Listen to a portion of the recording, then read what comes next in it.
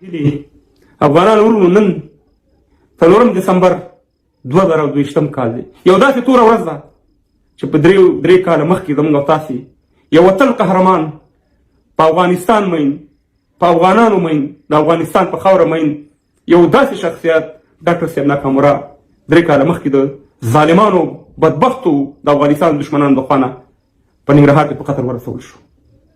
په کار خو دا افغانانو ورونو چې زموږ دغه ورځ په رسمي توګه باندې د حکومت د خوا نه اعلان شوی و، موږ ټول افغانانو د هغه دپاره میسیجونه کړی وی، د هغه دپاره پوسټونه کړی وی. بعضې خلک شته چې اوس هم دا کار کوي مګر تعداد ډېر کم دی. زموږ په ټیک ټاک کې ټول ورځ یو بل ته مور خور کنځلي، په فیسبوک کې یو بل ته مور خور کنځلي، په مجلسونو کې یو بل ته کنځلي. ناکامورا هم لار ورو د یاد نه ویسو یو څو کسان چې اوس پوسټونه کوي. ناکامورا هغه شخصیت چې دی د جاپان نه راځي او زما هغه دښتې هغه ځمکې آبادۍ په دې دنیا کې نه جنت جوړوي چې هغه موږ تصور هم نشو کولی چې دلته به شین بوټی شین شي. د جاپان ته به تلو د خپلو خلکو نه به خیرات راغونډو چې ما ته پیسې راکړه چې دا افغانستان جوړو، خپل یو عصري ژوند یې پرېښی و. باید موږ تاسې د جاپان حکومت ته د نړیوالو ته یو داسې پیغام نن ورکړی وی، په ډېره غټه سطح باندې دا ورځ ومانځلې وی. خو افغانانو ورونو موږ دا کار نه کوو، په دې کې موږ ډېر پاتې راځو. نن هم زموږ ملا زموږ قاري یا بل راپاڅېږي غازي امان الله خان کافر او بل کافر.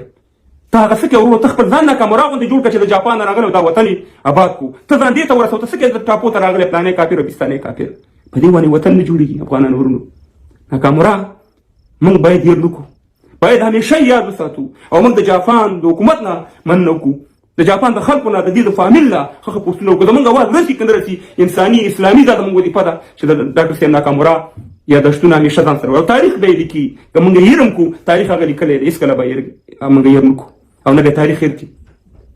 الله دې په افغانستان کې ناکامورا غوندې کې خلک جوړ کړي. دغه لږه غونډه کې ویډیو ده 3 کال یو دغه منځلو په خاطر مې لږه ویډیو که صحت مې ښه نه دی په انلاین فارمه دا د ناکامورا خدمت وګورئ او زموږ د خاینانو چې اوس هم په یو بل نوم باندې غولئ د هغې دغه وګورئ چې ځان ته بلډینګونه آباد کړي. دا ویډیو ته شي